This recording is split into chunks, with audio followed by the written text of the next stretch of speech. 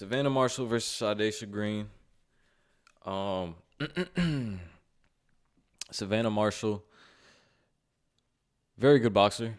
Uh, she has the fundamentals really well put.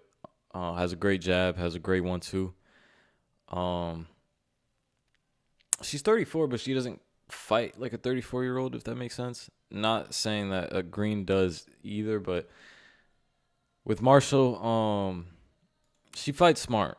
She fights smart. She definitely like she definitely thinks when she's in the ring. And she had a great fight with Clarissa Shields. Clarissa Shields, I think Clarissa Shields is top 3, top 5 in women's boxing right now. And she had a great fight with her. Like, she lost, but she definitely didn't stop trying. You know, there was a point in time in the fight where Clarissa was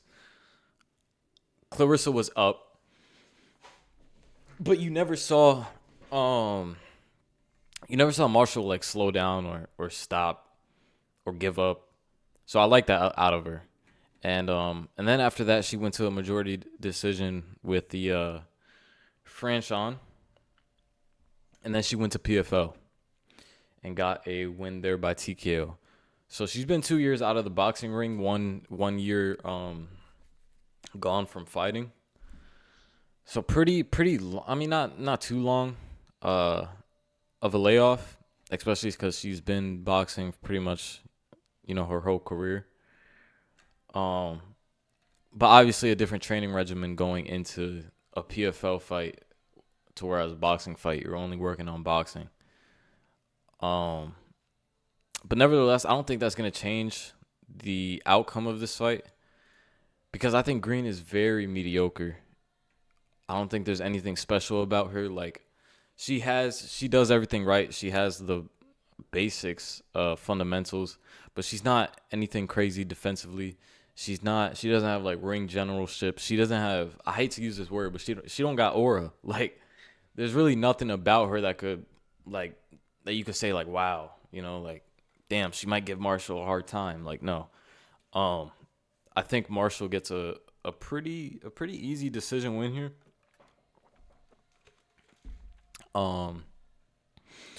It's like Marshall, like, what am I trying to say?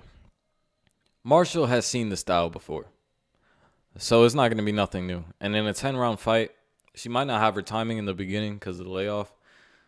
But honestly, in a 10-round fight, 2 minutes, give me Marshall decision. I think the visuals are going to look better on her side too. Granted, they're in New York, and Green's from New Jersey. So y'all know how these boxing judges are. Like, we could see a Green fucking decision win. I wouldn't be surprised. But I don't think this fight gets ended within the 10 rounds. And because it's 10 rounds, I like fight to go the distance. I'm not going to lie.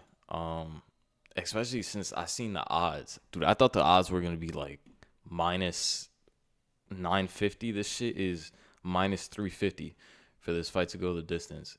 Give me that all day. Whoever wins, I don't see it being a TKO or KO. I think both of them don't have the power to hurt each other. If anything, Marshall gets the KO. If anything. But I don't think Green could get knocked out like that. Unless she's really ass. Like more ass than I thought. But I think fight to go the distance is good here if you don't want to pick a winner. And honestly, I don't want to pick a winner because they're in New York.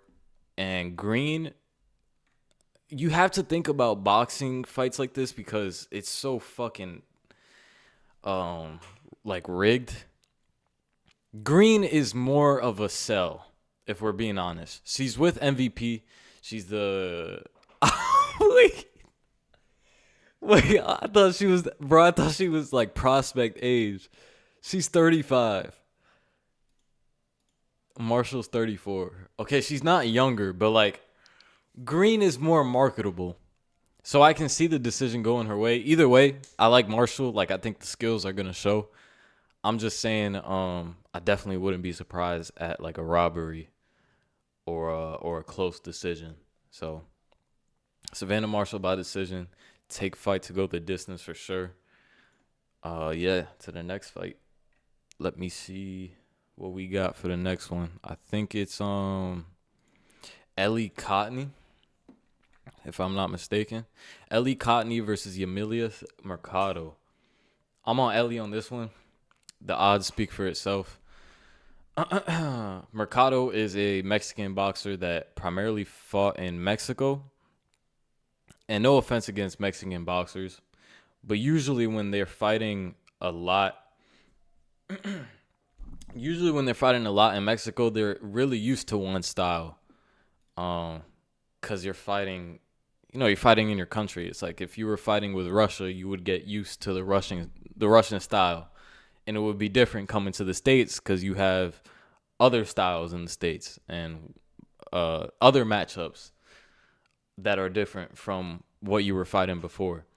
So with Mercado fighting all pretty much in Mexico her whole career, she's been used to really one style. I don't think she's a great fighter. It's the same thing with Green. Like there's nothing, she has the basics, but there's nothing that's outstanding about her or like something that makes her different from other boxers. Whereas Ellie, I'm not gonna lie, Ellie looks like a future prospect, bro. She's good. Like if you watch Ellie, she looks like she kind of reminds me of Joshua Van a little bit. She's super like in a high guard, walking you down, body shots first, really. And then just trying to set up everything up top off the body shots. She's young, 27. She has the stamina to go 10. Is it 10 or 12? Actually, this might be 12. Or am I stupid? Oh no, they can't do 12. Never mind. So yeah, it's 10. I think Ellie is a great boxer. I think she has great combos, great body work. I also think she is a smarter boxer. And I think she's gonna show Mercado levels to this. And yeah, that's pretty much it. Like these breakdowns are super easy because it's such a skill gap between these two fighters, and I think you guys are gonna see that in the ring. That's why I have her by TKO because I think she could get a knockout here. I don't know about her power. I wouldn't rate it anything crazy. Her last 5 fights have been decision wins. She actually doesn't have a knockout. Wait. She doesn't have a knockout. Okay, maybe not her by knockout, but she definitely wins this. I would just take the money line straight up, even though the odds are crazy. It's just too risky taking like a prop here, just because I think she can knock her out. Like Ellie has great fucking power, and with her throwing body shots too. I think Mexican fighters' weakness are body shots. And it's kind of weird because they're great at body shots. But, yeah, I think Ellie gets it done here. I'm just rethinking the KO line now. Because I think, I think Scott Knee by decision is the wave. It's a short fight, too, so I don't think she'll get that KO in 10 rounds, 2 minutes. So, yeah, Ellie by decision. She's honestly my most confident. On this card, she's my most confident pick for sure. She's really clean with the boxing. And I like her body shots a lot. I like her setup. I like her high guard. Yeah, she does a lot of things well. On to the main event. Amanda Serrano versus Katie Taylor. Oh my God, this is a fight where like, man, I did so much thinking for this fucking fight, man. I used like my full fucking brain. Cause it's so, oh my God, like listen, I'm Puerto Rican, right? I love Amanda Serrano. But it's so annoying seeing a fighter do one mistake and not not adjust. I'm gonna tell you what's working for Katie Taylor throughout these two fights. In both fights, the hook is landing all fucking day. Serrano has not adjusted to this hook landing on her. The lead hook is landing on Serrano all day. Watch both fights. Count how many times Serrano got landed on with a hook. And with the first fight, I think we saw Katie. She's very good at fighting on the back foot and front foot. But I think with the first fight, we saw her more on the back foot and Serrano coming forward. And that's what Serrano likes. Obviously, that's her style. Very Puerto Rican style, coming forward. Likes to throw hooks. Just very aggressive, but not aggressive to the point where she's going to make a mistake. Man, it's just her defense. Like, she cannot adjust to this hook that keeps hitting her. And actually, in the second fight, Katie Taylor looked better on the front foot than her and in the pocket than her, because she can't fucking adjust to this hook. Everything was getting set up with this hook. And for 10 rounds? For 10 rounds, we didn't see Amanda adjust once. Like, for 20 rounds, she's been getting hit by this hook.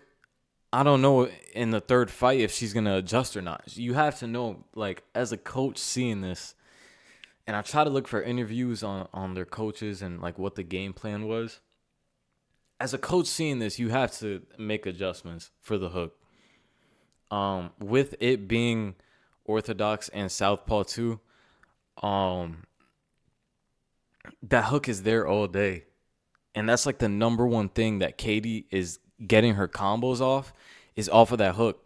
Like, she's going 3-2, and then she'll go 3-2-1, like, or 1-2-3.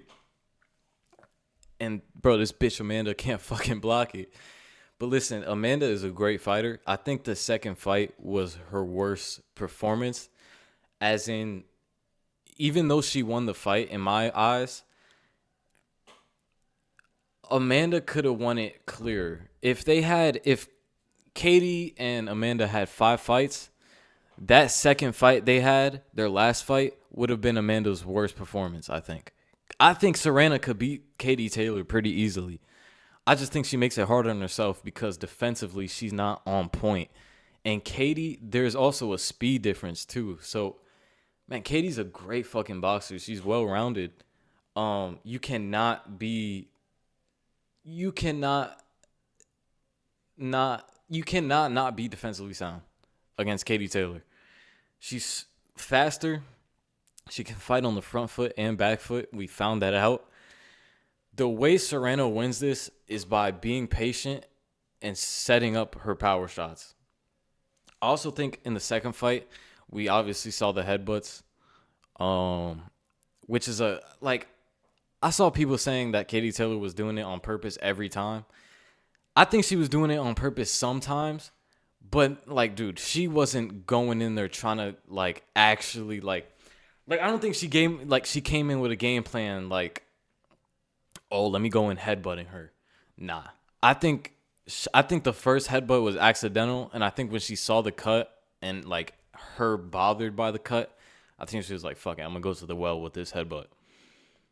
I do think that is not going to happen this fight because Serrano is aware of that, and also with such controversy around the second fight, I think the refs are going to be on her ass about it. Like, I don't think they're going to let that shit happen at all. And I think if they do let it happen, I think depending on how Serrano deals with, like, the pocket pressure and, like, the clinching, I think it could make it look like a bad look for the judges, just because there's, like, every time they see the clinch, they're going to be thinking about a headbutt now. So I don't think she's going to be clinching a lot this fight.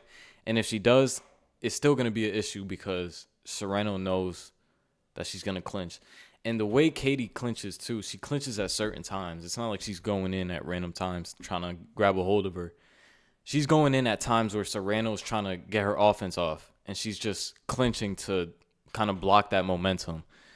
And Serrano, in an interview, she's aware of this. So I think this fight, we're going to see a more patient Serrano. Kind of like in the first fight. I don't think we're going to see Serrano, like, get into a war in the early rounds. Maybe until, like, the 6th or 7th, we'll see Serrano get into those, like, risky exchanges. But, yeah, I think Serrano plays it more smart this fight. I think she kind of keeps the distance to avoid the clinch. And in both fights, she hurt Katie Taylor. Katie Taylor, I don't think Katie Taylor could hurt Amanda as well as Serrano could hurt her. So I think Serrano gets it done this fight. In New York, she's going to show out. And I think the judges are going to be on her side this time. I mean, there's no way you can't. You know, I think she's the fan. Well, no. Obviously, she's the fan favorite. And they're in New York. And the last fight was a robbery. So, and even if you don't think it was a robbery, there was still controversy around it. So, I think the judges are going to be more on Katie's ass than Serrano. And I think if Serrano makes it look convincing, yeah, I think she gets an easy decision here. So I think we're gonna see a good Serrano performance. I hope. I'm not too confident in it because, like I said, Katie Taylor. Like I'm saying all these things about Serrano, but Katie Taylor really is a great boxer. Like I said, I think she's top 3 right now. She has speed. She's fast. She's smart. She can fight front foot, back foot. The problem is Serrano's a dog, you know? So it's an interesting fight. It's going to be a great fucking third fight. But I like Serrano.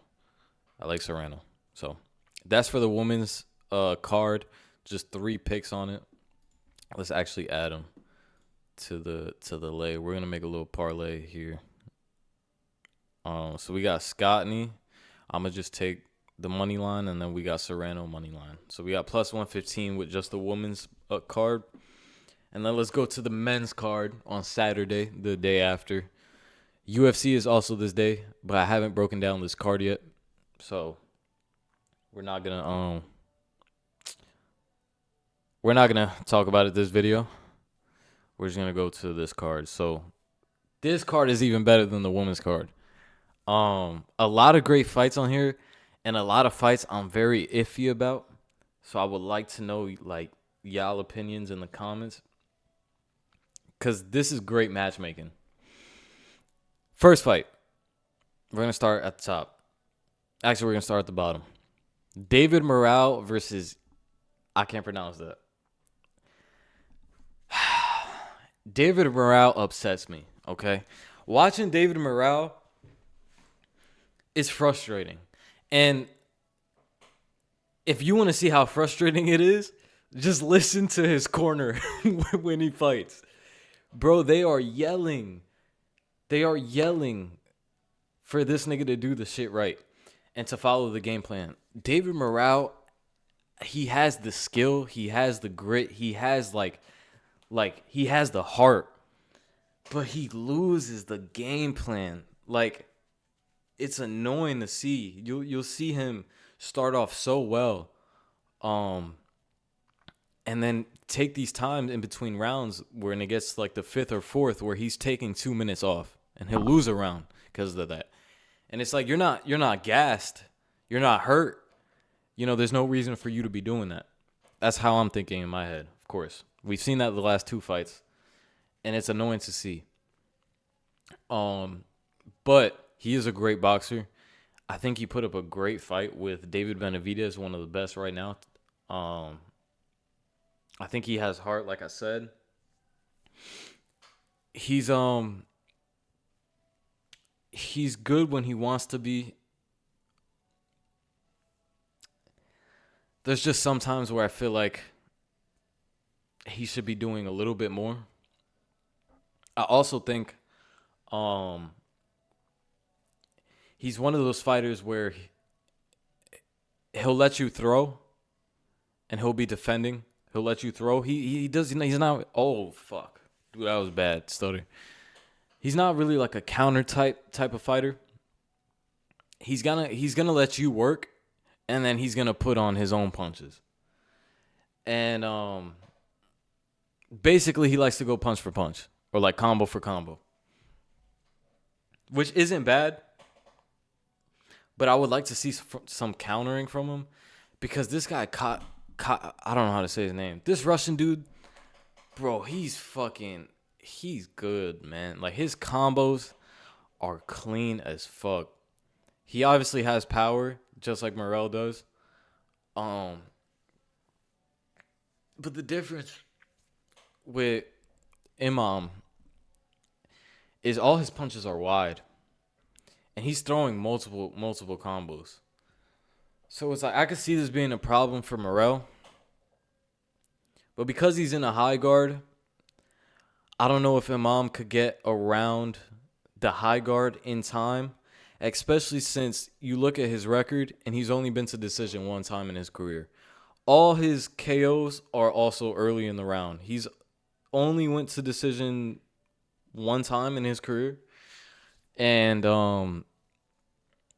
his longest fight before that was a round 7 KO. So it's like he's not even getting to like the 10s. He's getting them out of there fast. Granted, the level of opponents he's facing, obviously, but we've seen in this decision win, he gassed out in the 6th or like 5th, actually. In the 5th, he started slowing down big time. And you saw the difference. Holy shit. Minus 333 favorite. Oh my God. Bro, I would have been so fucking mad if someone took this, watching this in the 5th round, I would have thought he was going to lose. In the 5th round, he slowed down big time. And it was looking bad. Like, I thought Derval was going to pull it off. This piece of air in my mouth. So, yeah, big time. Slow down big time. And that's because he's so active. He's throwing a lot of combos, and he's kind of throwing everything into these shots. He's sitting on them. So, the power is there. The combo's there. The boxing there is there. The defense isn't, though, at all. He's very like a hands-down type of fighter. Not like a Ben Whitaker, but more like Ismail Madriov, just with his hands down. You know, it's kind of like a unorthodox type of style. A lot of wide shots. And I think he could hurt Morale big time, especially when Morale shows up and lets you throw. I think he could definitely get hurt in that aspect. But I cannot trust Imam to get a KO or to survive for 10 rounds. You know? Especially, like, again, he starts off fast. He's not afraid to throw combos. But it's a problem when you're gassing out in the 5th. How can I trust you against a fighter like Morrell who has been through adversity and has went to the deep waters? How can I trust you to last? You know, so I think Morale gets this off of being more defensively responsible and just having more heart, not giving this guy too much respect. I hope. Hoping he doesn't lose the game plan as well, and just hoping he lasts long enough to see him in the later rounds. Because if you take this guy anywhere past the 6th or 5th, I think you could get him out of there pretty easily. He gets not sloppy after that, but he loses the speed, and he kind of slows down a little bit. So yeah, I think Morrell gets it done here by a KO and the later rounds. I would take Morrell straight up, but man, honestly, I kind of want to take a live bet now that I'm thinking about it. Cause I think Imam is gonna win for sure. He's gonna win those early rounds. I think if Morrell doesn't catch him, he's gonna win those early rounds. Maybe not, actually. Maybe not. I don't know.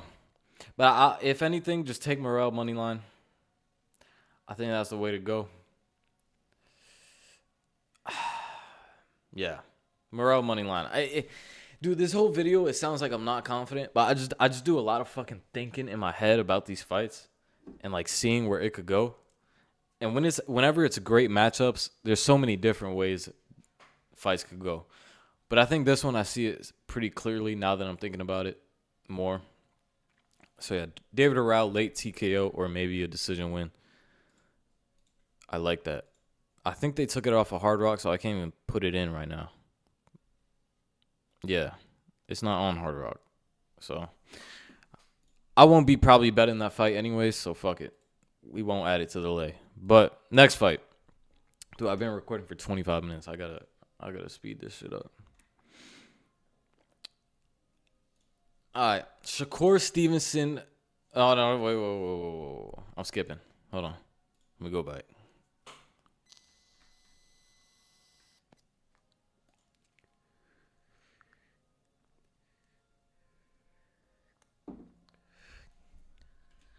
All right. Matias versus Alberto Puello. When I was first watching Puello, I'm not gonna lie, I thought he was gonna win. This is still a tricky fight for me. So I'm gonna explain my reasoning, but it's still a tricky ass fight. Subriel Matias is a pressure fighter that has insane power, but not the type of power where like it's one punch knockout power. It's the type of power that builds up and it's just it fucking hurts. It's more dangerous than one punch power, in my opinion, because it's such a build up and it's such like as he's hitting you, with each hit you're losing.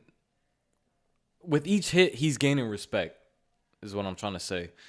So it's such more of a dangerous power that he has to his hands. Even his jabs, you see the head get snapped back on his opponents, and you're not seeing that with just regular jabs that other boxers throw. Now, Matias has terrible footwork, and we saw with the Liam Perro loss. That's exactly what he took advantage of. In the first round, he was framing him to get him off balance. Like, Perro knew going into this fight that he had to manipulate the footwork to get the best of Matias. And he knew he was going to have to go to deep waters because obviously he can't knock him out. So Perro had the right game plan, and Perro fought well. Perro also is more technical than Puello. With Matias is like he starts off fast. It's the same with like Imam, the last fighter we talked about. He starts off fast, but then when it gets to like the 6th and 7th, you kind of see you see the resting. And I hate that from fighters because it's like those are the real important rounds. You know, the rounds where you're starting to get into those deep waters, because these are the last rounds the judges are going off of. Not going off of, but like these are the last rounds the judges are seeing. And when you're slowing down, it's not a good look. But with Puello, he's good on the back foot, which is good against a fighter like Matias. But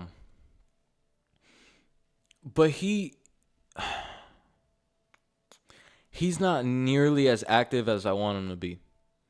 And with Perro had to be more active than Matias to even try to breathe. Because like I said, Matias' pressure is so much mixed in with the power, like you can get suffocated easily. So with Perro being more active than Matias, that helped out a lot. And I think with Puello, if he's not going to be more active. He's going to be on the back foot. He has pretty decent defense and some decent counterpunching. He's technical, but he's not. I don't think he has enough. You're even seeing with these wins, like he's barely winning these. split with Russell and a split with Martin, his last two. And also a split 2 years ago. Like, he's barely winning these decision fights. So he's not dominating. It's inactivity. It's what it is. Because Russell was more active in this fight and was bringing on the pressure more. Russell wasn't landing more, but he was bringing on the pressure more. So that's why I could see why, like, one judge obviously had him. They're fucking blind. Like, these boxing judges are terrible. You have to take this into account when you're breaking down boxing fights. So if he's not active, he's decent on the back foot. He's decent defense. But I just don't see him. I don't see him outworking Matias. And I don't see him having more, like, grit than Matias. Like, I just don't see it. He's the lengthier fighter. Or, no, not the lengthier fighter. Well, he's the taller fighter. Certainly fights a little tall. But, man, just doesn't do enough. Just doesn't do enough. Has a great skill set. Has a nice lead hook he likes to counter off of. But just doesn't do enough. And like I said, with Matias, you have to work. You have to get him off of you. Otherwise, you're going to suffocate. And I think Matias gets it done here. I do think Matias is going to have a little bit of problems, whether it's in the early rounds or in the late rounds. I'm thinking more the late rounds because that's when he slows down. If he doesn't get him out of there early, I can see him slowing down in the late rounds, kind of like maybe struggling a little bit. But not to the point where he could lose the fight. And in fact, I think if he does take a 2 or 3 rounds off, I think he could come back and still make a statement those last 2 rounds. Or whenever he decides to slow down. If he does slow down. Because again, we could see Matias not slow down this fight. It's just, betting on Matias is weird. You don't know which Matias you're going to get. But for some reason, I think we're going to get a good version of Matias. And I also think Puello is overlooking Matias a little bit. I was watching a couple of interviews. And it sounded like he doesn't think Matias is as much of a threat as he should think. And that's bad. That's real bad. Because Matias is a fucking threat. All right. Whether he has a shitty fade, a shitty haircut, bro, he's a threat. So, yeah, I like Matias by decision here, which is interesting because he's never went to or won a decision. But I like him by decision there. I think he can knock out Puello. I mean, I think he can knock down Puello. Or he can knock him out. But I think Puello is going to be a little bit tricky. But I think we should see Matias pretty much control this fight. So I like Matias' decision. I just like Matias here in general. At minus 135, how can you not take someone who's not afraid to come forward, not afraid to throw, has ridiculous power, and yeah, how can you not take someone like that at minus 135? Against Puello, who's inactive. Not inactive in his career, inactive in the ring. Inactive as in not throwing a lot. Puello is good, but yeah, I had to take Matias here. It's a little bit of a low confidence because I think Matias knows he's a pretty good boxer. But he's not no Liam Perro, for sure. Not no Liam Perro. Liam Perro is actually a great boxer in my eyes. I think he's really good. So, yeah, I like Matias here. Yeah, on to the next one. We got Shakur Stevenson versus William Zepeda. I'm not going to spend too much time on this because it's pretty obvious. William Zepeda,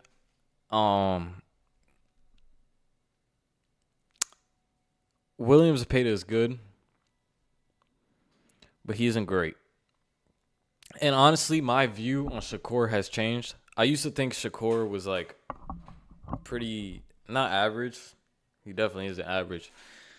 But I used to think Shakur wasn't like all what people were making it seem to like. I used to think Shakur wasn't. I used to think Shakur was overrated. Is what I'm trying to say. I couldn't get the fucking sentence out because I still think he is. But nah, he's really good. Shakur's really good. His offense is the best thing about him, and I think people like get it confused.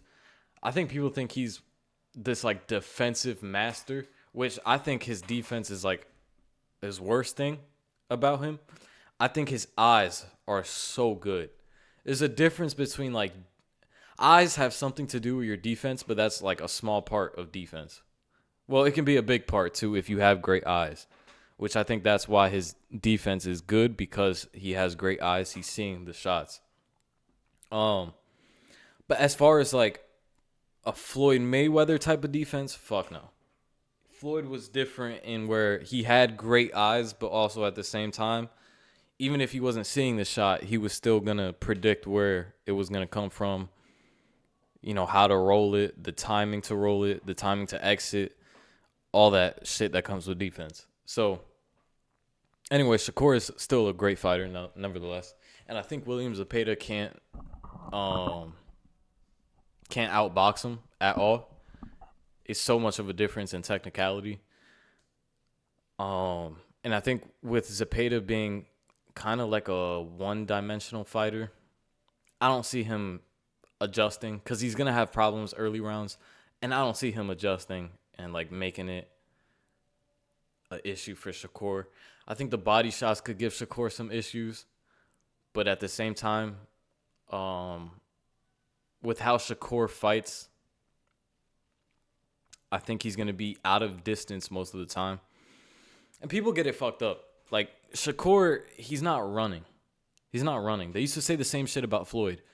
What Shakur is doing is he's just in range to throw, and once he throws, he's out of that range. It's literally the definition of hit and not get hit. It's not running. It's smart point fighting. You know, you're in that range where you're not in the pocket. You're not super outside. You're still in the range where you could hit him and you could back up and he could miss. So, yeah, I think that's exactly what Shakur is going to do. I think he's going to make a statement this fight. Shakur by decision. Put it in. Shakur doesn't have any KOs. I don't count Josh Padley. Oh, no, he knocked out Yoshino. Oh, shit. He ain't getting a KO here, though. I ain't gonna lie. William Zepeda is Mexican, and Mexicans don't get knocked out. Facts. So, yeah, Shakur by decision. I like it a lot. On to the next one. Also representing for New York, or Newark, because I'm pretty sure that's where he's from, or where he fights out of. So, you already know hometown advantage.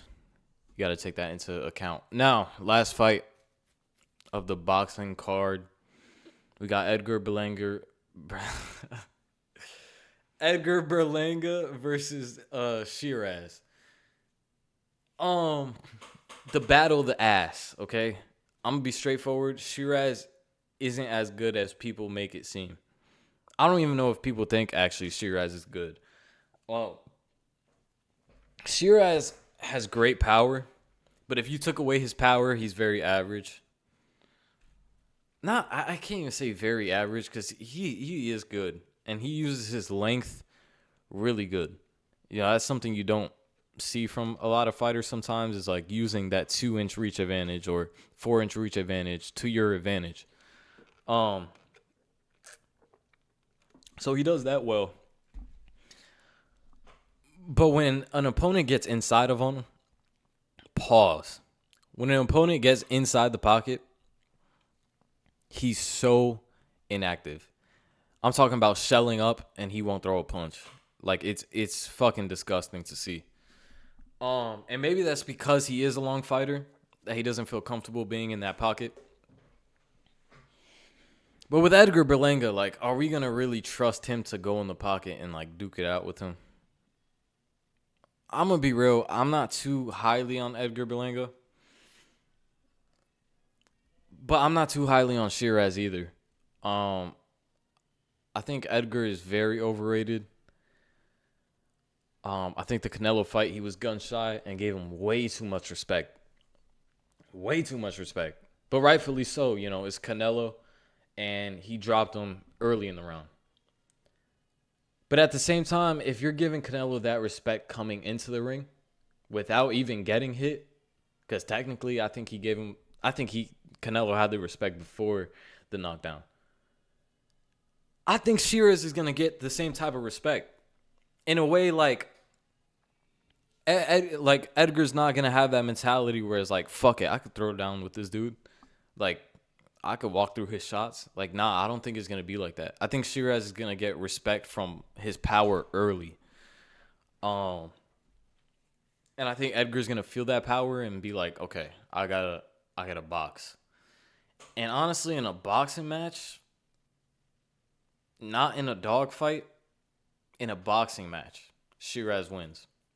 Now, if Edgar could make it gritty and ugly, he can knock him out. But I don't think he's going to do that. Honestly, I don't think he's going to do that. So, I got to take Sheeraz here. Also,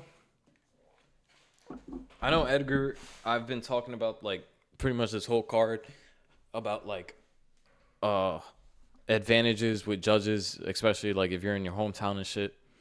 Edgar's representing for New York, but best believe the judges are on Sheeraz's side. And I'll fucking tell you why. I'm so mad about this fight. Carlos Amadas fraud checked the fuck out of Sheeraz. Literally fraud check, like the definition of a fraud check. Everyone thought he was going to come into this fight and just knock out Carlos Amadas. Carlos Amadas made it hard for this motherfucker and won the fight. They called it a draw. All right, Turkey, Alex, the fucking Turkey dude was there, sitting ringside, was seeing the fight going on, and was like, he had to make a fucking call. Was like, yo, don't give this fucking Dominican spick the fucking decision win. I'm mad as fuck. Give it a draw. All right.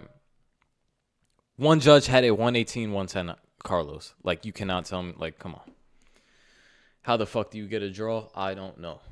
But yeah. Basically that's just going to show that, like, this Turkey guy, I'm not gonna lie, he has favorites. I think if you watch boxing, I think you should know this already. It's corrupt as fuck. So you have to take this, like, you have to take that into account when you're doing breakdowns. Sheeraz definitely has the judge's side. So if it is a close fight and it goes to decision, they're probably gonna go for the undefeated fighter that is close to Turkey. All right, and Edgar Berlanga, I'm not gonna lie, they'll forget about him in a day. All right, he's not marketable. But I'm not going off of, like, being marketable or getting a rigged decision. I'm just telling you the facts, and I think Sheeraz could win. I think he could hurt Berlanga. I think he could potentially knock him out.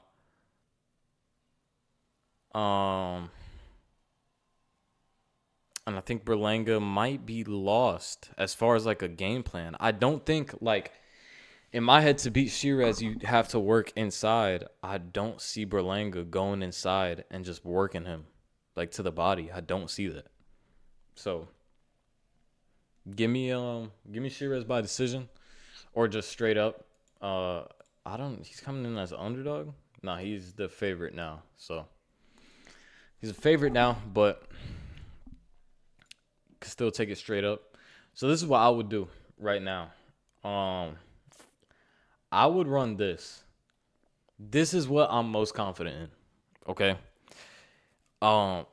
We're not betting some fights that, like, it's a little iffy. You could put that in some, like, lotto or whatever. But this is what I'm kind of most confident in. Ellie Scottney, like I said, she's very good. Probably the best pick in this parlay. Shakur Stevenson by decision. I think that's pretty free as well. Subriel Matias is where it could get a little tricky, but like I said, at these odds and for what he brings to the table, I think there's some great value here. Fight to go the distance with Marshall and Green, fucking lock. Okay, it's a lock. I don't see that fight not going the distance, and like I said, it is a 10-round, 2-minute fight, so it's gonna go by fast. And then Amanda Serrano. Obviously, it gets tricky there too because it is a trilogy. Katie Taylor is a good boxer, but like I said, with all the stipulations and the controversy and the way I think Amanda is gonna fight in the third fight, I think she's gonna win pretty convincingly. So yeah, if you do this, let's say you put 50 on it, 279. That's not bad. All right. That is not bad at all. This is probably what I'm going to be running. This is probably only what I'm going to be running. I mean, I might do a little lotto on the side, put like a couple dollars on it. But yeah, I like this a lot. So anyways, I hope y'all enjoyed. Join the Discord where you can see all the picks on Saturday. I don't know if I'll get a UFC video out. But yeah. Peace.